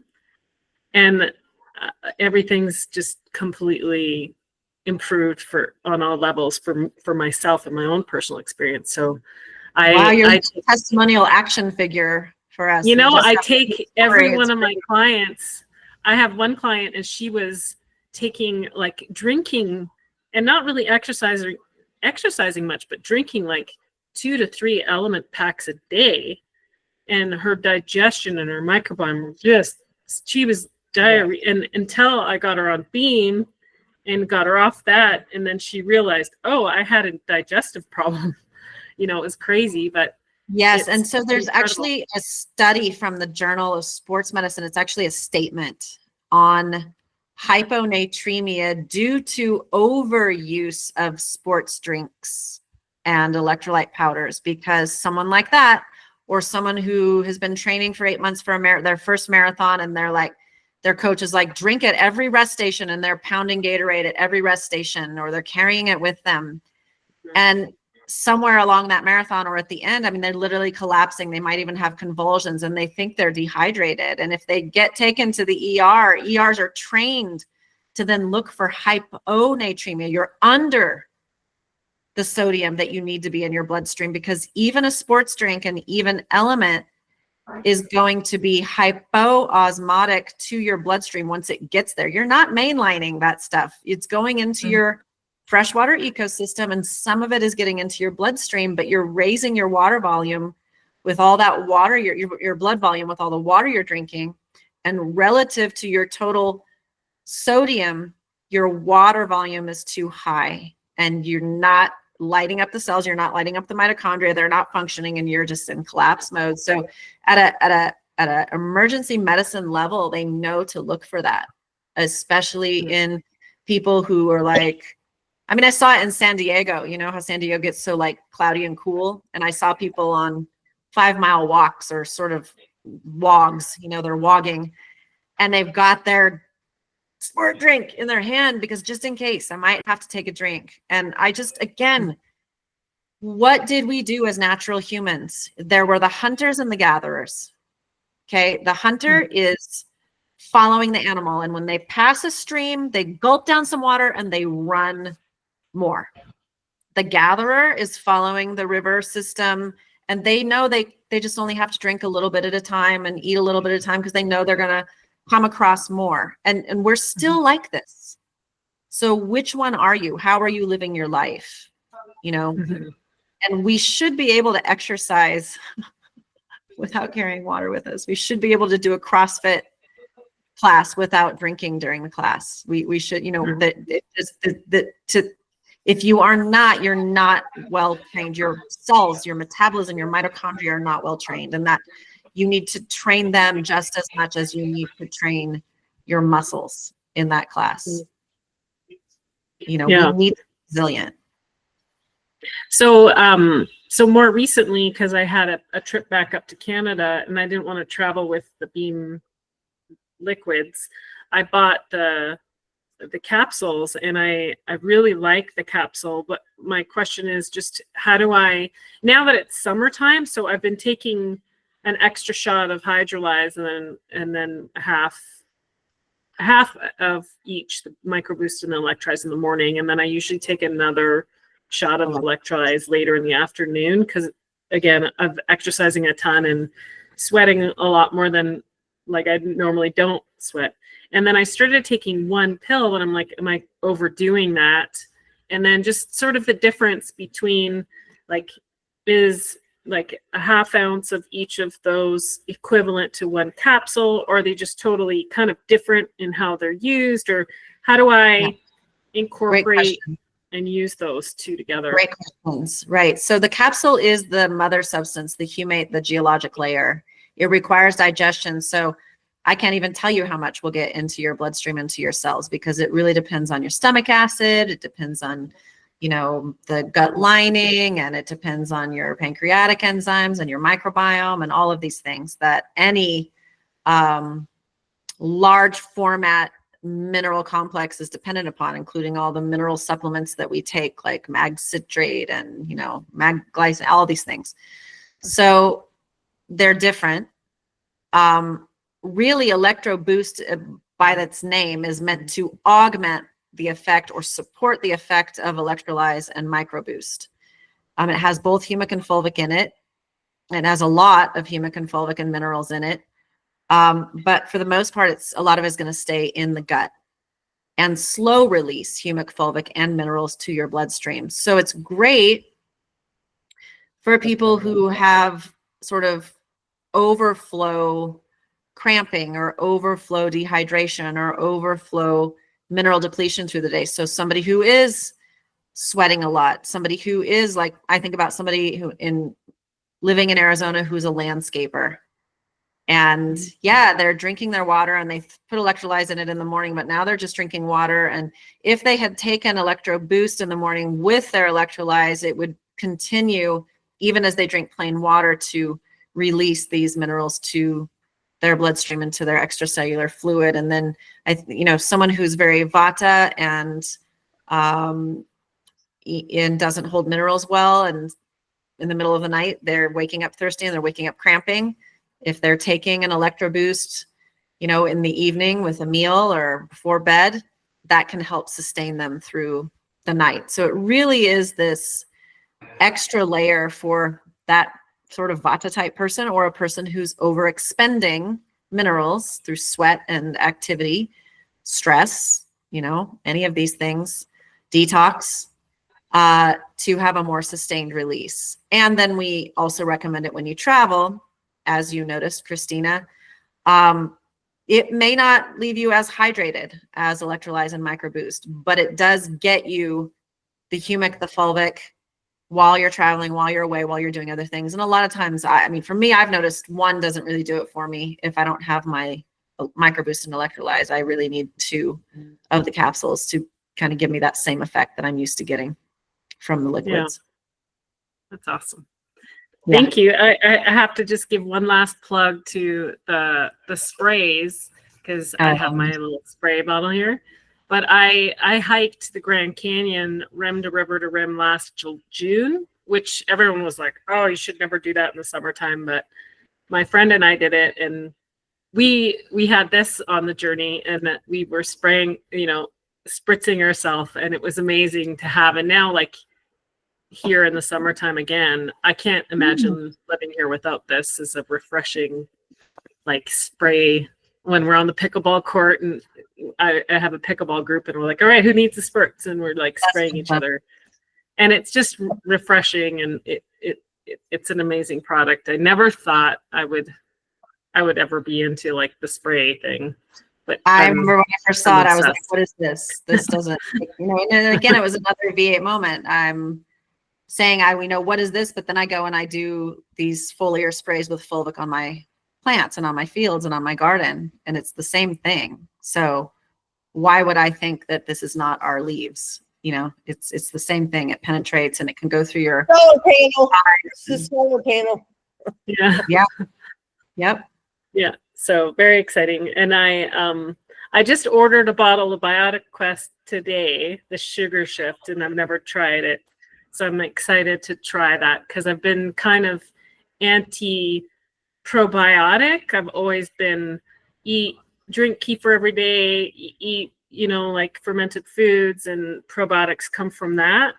But another personal anecdote was I got pneumonia on that recent travel trip, and I had to take antibiotics, and I wanted to do something. So I bought some probiotics to feed my gut, and then I eat a ton of fiber, like 35 grams a day.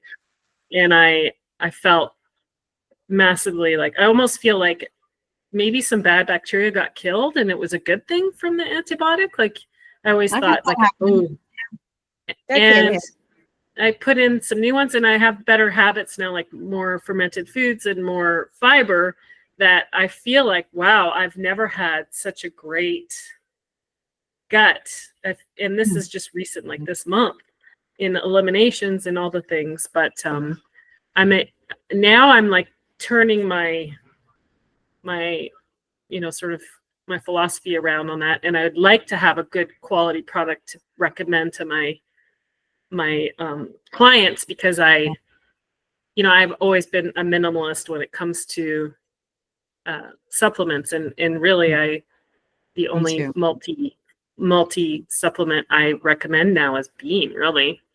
Yeah. Well, we formulate our probiotics very much like teams, which is what a fermented food is. It's a team of microbes, and that's living postbiotic. It's a living, working team, and so that's kind of how we think about that. And so, but I'm always recommending to people, eat your fermented foods. We put up recipes for making fermented drinks, and we talk a lot about fermented foods because they are working teams that are supporting each other. And so the Sugar Shift formula was designed like that, and it actually has a number of strains in it that come from fermented foods that you don't typically find in a lot of other probiotics. Yeah, like I think what turned me on most to that was the L-reuteri, because I grew my own L-reuteri Greek yogurt from Dr. William Lee's book. I got the recipe there when I was trying to repair my gut a couple years ago. And then I'm always eating like Parmigiano Reggiano cheese and then the kefir. Those seem to be the only foods I can find that has that. And then I saw that on yours, and it's like, you don't commonly see that. So I think that too, like I'm changing my mind on this, and I hope you like it. I'm looking forward to trying it. Yeah, I'd love to hear from you anyway. So let me know. Sorry to kind of capitalize on the call here, but that's all I had. Thank you both for being here and sharing everything. Great. Mary? Unmute myself. Gosh, the longer I listen to you all talk, the more I have like a little comment here, a little question there. I feel like a ping pong ball. So a trivia fact, I traveled in Asia when I was in my 20s, and I saw the Dalai Lama's doctor in Dharamsala in like the mid 80s. And I remember peeing in a jar for him. Anyway, that's probably more than I need to have on a recorded call. No, we do look for waste products for Ayurvedic medicine. They're very important. Yes, indeed. But, Americans think that's very odd. I can't remember if I'm primarily Pitta or Vata, but I'm definitely not Kapha. Probably both. Yes. And so then I'm kind of relating things to one of those, osteopenia as a loss of minerals, isn't it? And so my first question, I have been using this thing, this mineral supplement,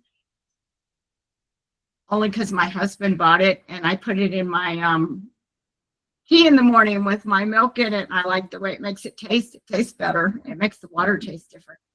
But tell me, so your minerals have a different absorbability? I missed the call last. Where is that source, what you have in your hand? Well, I mean, what's it from? From the ocean? I'm looking. Seawater. Seawater. Okay. And so it's called trace minerals out of Utah, but who knows? So trace minerals out of Utah, so Salt Lake. So we let's just say that you were adrift on the ocean. Your cruise ship got a hole in it, and you're on a lifeboat. If you don't drink water, how long will you live? And if you do drink seawater, how long will you live? You will die faster if you drink seawater than if you drink no water. Okay, we are freshwater organisms. We can live near the ocean. We can swim in the ocean. We can eat food from the ocean. We can eat seaweed. But when it comes to having a drink of water and cooking our food with water, we use fresh water. We don't have the capacity with our guts to sort salt water.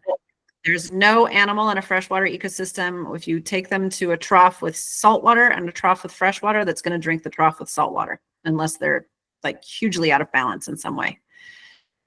So first and foremost, it's unnatural to go to the ocean to replenish our minerals. However, there are very Vata people for whom it helps. But that should be the second stage of replenishment. The first stage of replenishment is that you want to use minerals that are in ratios that exist in a freshwater ecosystem because you're a freshwater organism. Okay. So bean will never taste salty, and it will never have a high amount of sodium, chlorine, bromine. It will have those in the right ratios to support a freshwater ecosystem. And I mean, it's funny that we have these super salty electrolytes. It's funny that we have super salty trace minerals, ionic trace minerals, because I mean, how many decades has it been that we've heard that a high salt diet leads to heart disease? And then the healthiest among us are now purposefully super salting ourselves. Yes. And calling that following a healthy regimen. It damages your gut microbiome first. And your gut microbiome, just like your garden. I mean, let me ask you this. Would you pour salt water on your houseplants or in your garden? No, And if you did, what would happen? they probably wouldn't look very healthy very long. Pretty soon, yes. And so that's your gut. It's a garden of freshwater microbes.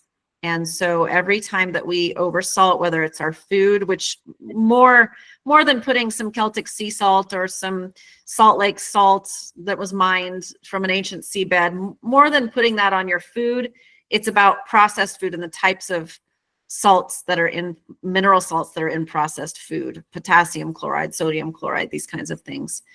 So food, and then by extension, salty sports drinks, salty electrolyte drinks, when they hit our microbiome, they kill freshwater microbes. And the ones that can make it no longer short chain fatty acids like butyrate, which helps your intestinal cells make energy and goes your gut lining into your brain and helps your brain. And so you're literally altering the microbiome and the capacity that it has to do things for you and that are healthy, including run your neurons. And that is how it leads to heart disease, because heart disease is a microbiome mediated issue at its core. Okay, I have to digest all that. I happen to like salt. No. I don't eat much processed But okay, food. but so if you're Vata, yes, you're going to crave more salt because you expend it faster. And osteopenia isn't just that your bones are letting go of minerals. It's that you don't. Okay, so somebody who's really Vata, number one, doesn't eat regularly. And they might actually be slightly anorexic, not necessarily by an eating disorder, but simply by not having a regimen and not remembering to eat. And when they do eat, they're going to eat what they impulsively are attracted to rather than necessarily sitting down and making a balanced meal. And they don't digest as well, and they don't absorb and assimilate as well. So there's all these reasons why available to your cells will be less minerals. Available to your mitochondria will be less minerals when you're strongly Vata. And therefore your body will say, bones, osteoclasts, break it down. We need some minerals. So osteoclast activity, if we could measure it, is probably much higher in a typical Vata constitution person than it is in a typical Pitta or Kapha constitution person, simply because they don't have those available. So what something like Beam would do for that person, if it is you, is it will constantly make elements available to the body to use as needed in each cell's own wisdom, in each mitochondria's need. And then the body isn't getting triggered to send a signal to break down bone to get into the mineral reserves for that little thing that it needs to function optimally. So think about the bone as a bank, and think about the demand for minerals in that bank. Osteopenia is overdrawing the bank account and getting fees added to it constantly, and not putting, and then not diversifying your portfolio. So it's one thing if you took money out of your bank account and then you put some over here and you put some over here and you put some over here and over here, that would be good bone mineral diversification. But what we do when we have osteopenia and then osteoporosis is we've taken money out of the account and then, or out of all of our accounts, and then we only, we get a direct deposit maybe once in a while in our bank account, but we're not diversifying it, and we aren't putting back in everything that we take out, and it's slowly depleting and depleting and depleting. And what we put in as kids, what we put in fetal development is really the most diverse crystalline structure that we will ever have, because we have the best digestion and all the kapha energetics are there to lay down really solid bone with every element that, your bone is almost representative of the earth's crust when you're little, has everything. So looking at your website, I'm overwhelmed by the products. What's a good place to start just in general? If you can. Microboost and electrolyze. It's really, we only have really Microboost, electrolyzed and electroboost, and the sprays are electrolyze in a proper ratio to be transdermally available. And the electro boost capsule is the mother humate substance. So it's really quite simple. It's just that we break it down into, if you're an active woman, maybe you want this package. If you're a postmenopausal woman, maybe you want this package. If you're a man, maybe you want, we break it down that way to educate people for their particular demographic. so I would call myself active menopausal. So look at the advanced set, or look at, electrolyzed microboost in a spray, for example. And Martha, can I ask you a quick question? I remember you saying at a certain talk, I've been taking Sugar Shift and Simple Slumber. But I thought you say at one point that all your products were meant to be a synergy, and you shouldn't take them at multiple ones at the same time. So so they're made as a team. So I typically say you need to take them about an hour apart. But I mean, there are some like Sugar Shift and Ideal Immunity, you can pretty much take those in pretty much at the same time. But the Simple Slumber is supposed to be calming your system down to rest. And Sugar Shift is, it's working with metabolism, but it's improving energy production. So generally you don't want those two different systems kind of fighting each other before you go to bed. Oh, good. So I've really just been doing like one Sugar Shift in the morning and my one slumber at night. I figured it out because I didn't want them to fight. I said, doctor, I don't want to negate everybody. Yep, that's perfect. And we have a lot of people who do that. They'll take a Sugar Shift in the morning and a Simple Slumber at night.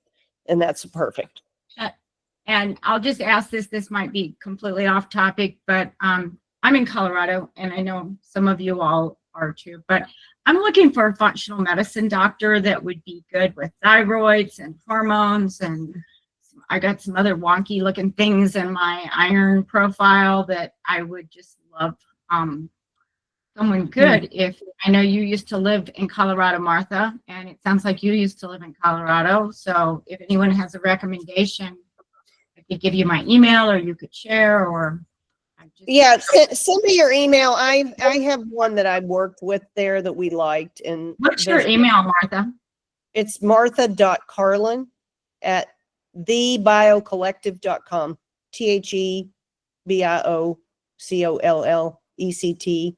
I'm sorry, I got distracted. I didn't type right fast enough. Martha, can I type it in the chat here? I can.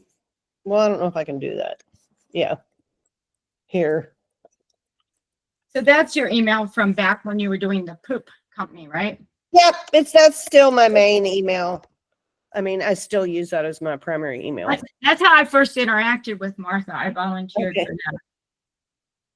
I am still the poop queen, even though I don't collect it. So we've got Karen's had her hand up, and Jen, will come back to you for your second question, but and those will be our last two questions. So thanks, Martha. Hi. I am just trying to make sense of a lot of this because I don't really know much about it. I've heard of Ayurvedic medicine, but I don't know much about it. I was listening to your descriptions. I have no idea. I think I'm a pretty robust person. I have a pretty strong vitality. So I kind of have an idea of what I'm not, but I don't know what I am. And I like Element. I mean, like I've been drinking that for a while now. And I just like, when I got it, that made water a revelation to me. Like but now you have me wondering whether I should be drinking it at all. Is that a problem? I think I'm pretty metabolically flexible because I've been following Dr. Davis's program for the 7 to 8 years now. But now this mineral, the information relating to minerals has me wondering, well, what does that mean? And how, I don't know what to do with this information, to be perfectly honest. Well, so I guess I should make the caveat. I would never say that a person won't ever take a salt-based electrolyte, Element or any other. Element just happens to be the one that gets picked on a lot because it's like 1,000 milligrams of sodium. And, and we all have a diet that's rich enough in sodium as it is.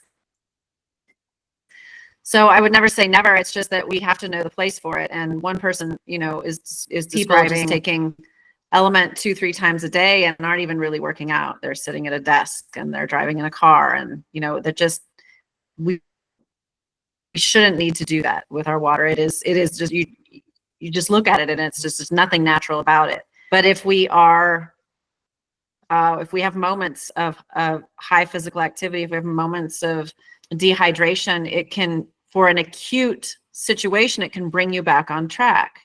And the things that we use for acute situations, as humans, they tend to creep into our day to day, and we tend to get into ruts with things. We tend to get very habitual. And so it's just more like looking at it and seeing, does it truly serve you? I mean, I was absolutely dependent upon a Garden of Life magnesium gummy to not get migraines.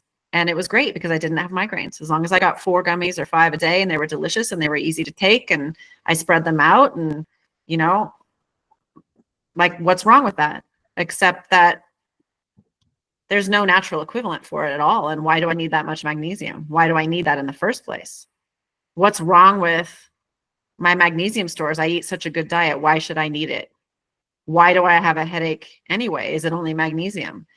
And so for me, then when I started on Beam, one day I came across my magnesium gummies somewhere, and I was like, oh, haven't seen you in a while. Didn't even think about you. Oh, I guess I'll just have one. And then it threw me out of balance because now my cells replenished with ratios that were much more naturally equivalent. So if somebody is working out on the regular and they like to use a salt-based electrolyte or that kind of a thing as a part of replenishing from that workout, I'm not nearly as opposed to it as I am about it just being like how they drink water.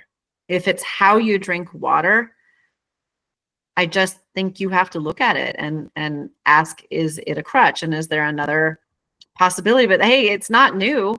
I mean, my generation has been doing this since Tang and Kool-Aid and Crystal Light. And I mean, this stuff's been around for a long time. We just make it look more healthy today, and we make it look more sexy and paleo and, all the virtue signaling. But we've all done it. It's been around since forever, Yeah. The Exactly. Country Time lemonade, the teas, like the different flavored teas. I mean, international coffee powder. I mean, we've been just flavoring stuff and trying to call it good for us for a really long time. But if we bring it down to like cultures like Ayurvedic and Chinese medicine and people who have that type of medical or herbal practice as a part of their culture, these two medical arts think that we are crazy in the United States and Canada that we drink so much plain water. I mean, it's been said for decades, like there's something's going to go wrong because, you know, you're all carrying around gallons of pure water. And we never did that before. It was always broths or soups or teas. You know, at the very least, what would be the natural equivalent if you weren't drinking straight from a stream, which plenty of cultures haven't done that in a long time? Where would you get these ionic minerals? I mean, teas, broths, soups, you know, stews, like all the traditional foods that we don't all tend to eat anymore. So there is a problem with plain water. I think that's why Element and things like it make so many people feel better, but it is still far from what we should do naturally as humans, and it overcompensates without addressing all of the important points. And then that brings me to Beam, because after last week's call, I went on the website. I looked at Beam because I'd never heard of this approach before, and I wasn't sure what to make of that. And I'm still not sure what to make of that because, you know, the reviews are, you know, there are reviews there that say this is like the best thing since sliced bread, and other reviews that say I've been doing this for months and nothing's happened. Or I've been doing this, and the response is like, well, you need to do it for at least 2 months before you really see something. And other people like, I've been doing it for that long and nothing's happened, or it's been bothering me. And I don't know how to dose this or whatever. So I don't know how to fit this into the way that I'm used to eating, which does involve supplementation, because I don't think the soil is healthy and our food is just generically not healthy. It's not as healthy as it ought to be. It's not robust. So, so I think the supplementation is needed to prop up what we shouldn't have to prop up, but we need to prop that up.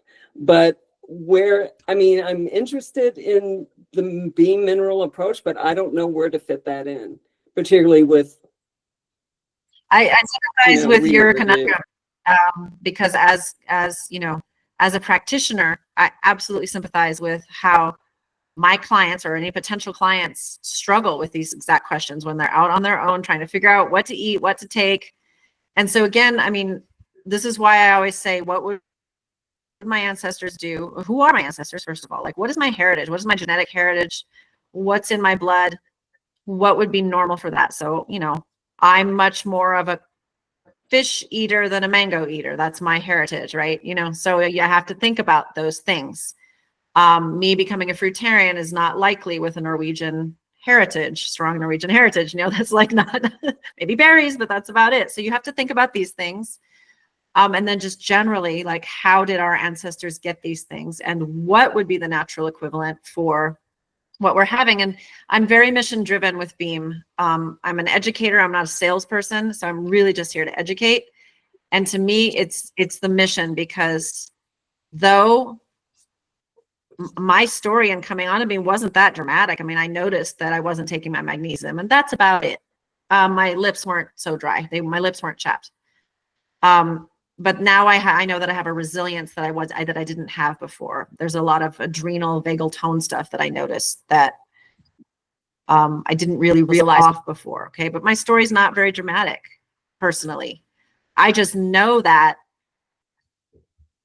you're right. The soil doesn't have what we need. The soil needs fulvic, and the soil needs humic, because the plants need fulvic and the plants need humic. And if they have it, they will have more nutrients. If plants are green, there's magnesium in the soil.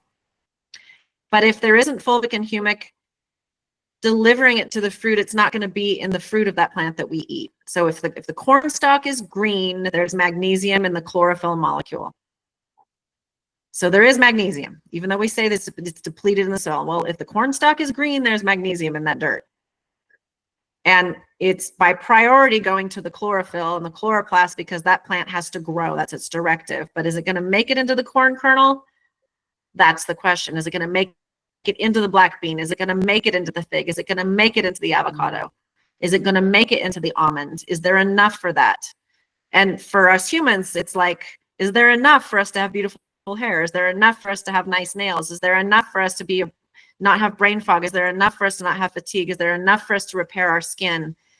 that's kind of our question that is like the plant question. So I know for a fact that depleted soil doesn't have fulvic and humic. I know for a fact that soil that has been sprayed with glyphosate for genetically modified crops has no humic, because they don't want it there, because glyphosate is much more effective without it. I know that they use fulvic to get glyphosate into the cells of plants, and therefore it is in your cell. It's even carrying glyphosate into your cell, but it's the only thing that will get it out of your cell. So I know that we need these things, not just to bring minerals into our cells, but to get the junk out of the cell that our environments have put in there. And that this is the technology that does it. There isn't another one. And it's used, humic is used to clean up, rivers and streams and ponds and lakes and estuaries of heavy metal toxicity from industrial runoff and glyphosate and atrazine from agricultural runoff. They're going in with dump loads of humate to grab all that and settle to the bottom, and they'll either just leave it alone or they'll dredge it out. And it has been used to, remediate acute heavy metal poisoning in humans, and it is used in farm animals for mycotoxins, because they have moldy hay and they have moldy grain and they are eating off the ground and they have parasites, and it is used to light up their microbiome and give their microorganisms what they need to function. So it is used in all of these ways, and I know that intellectually, and that's why I don't care if I feel anything dramatic or not. And I love the stories where people do, like you just heard one, but I'm totally sympathetic to where people don't. I just know that it's not in our food, and I know that it should be. Well, and I put it on my dirt and I give it to my animals, and so I'm taking it. Okay. So Karen, again, this is, one anecdotal story, but I'll just give you my story. I started questioning the salt-based electrolytes with John when I started to see that it was they were causing really swings and imbalance in what I would call acidosis and alkalosis. So I started to question, he was taking an adrenal cocktail and he was taking magnesium before, and electrolyte powders. And, I started questioning it back then, but I really wasn't familiar with Beam. But John had taken some other, like Ion, which is I think a fulvic, but it's fulvic, and then they usually have a few things. But I didn't really understand all of that. And then I found the Beam, or was introduced to Caroline through another friend of mine, like it's probably maybe October. And I started taking the Beam maybe in November. And, I did some traveling. I tried to travel with it and it didn't travel so well. And so then the next few times I traveled without it, what I noticed was after a couple of days without it, I was kind of tired. And so then the next time I traveled, I was like, okay, I'm going to put just enough for however long I'm going in a Yeti thermos and take it in my suitcase. And so I did that, and I wasn't tired. Then I traveled again and forgot to take my thermos. And after like 3 days, I was tired again. And I was staying at my son's house, and I ordered some and had it delivered down there. And as soon as I took it, I wasn't tired again. So I'm like, I mean, that's me. It's anecdotal, and the other thing I would say is my skin had gotten to the point where it was kind of dry, and I don't usually have dry skin, and my skin's not dry anymore. So, that's me. But like when I think about it and sort of back to the microbes, there are not a lot of salt-based microbiome microbes. There are some, like I make my own beet kvass, which is a salt-based probiotic drink. And so the organisms that are in that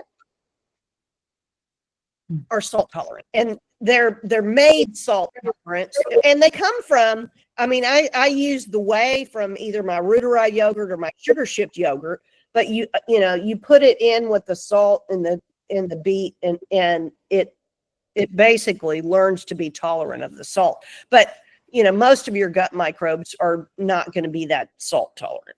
So It's still not salty. right. Yeah. Well, that's interesting. I definitely want to look into Beam and just see if, you know, if that might work for me as soon as I figure out what kind of Ayurvedic type I am. So, And thanks. you know, the other thing I would say is, like, I've cut out a lot of the other things I was taking as a result of that. So I'm kind of just focused on Yes. my, That's I'm happened. taking the Beam and I take my probiotics, and the two of them seem to be working great together. And I take, you know, I take a handful of other things that are not major elements or anything like that, and I'm sleeping better and I feel great. And so, Karen, do you run hot or cold? Just lifetime. Generally, I'm sort of medium. I'm not particularly sensitive to huge environmental swings. Okay. And Not- is not your skin really. typically moist or dry? It's typically dry. I tend to have dry skin and Okay. dry hair.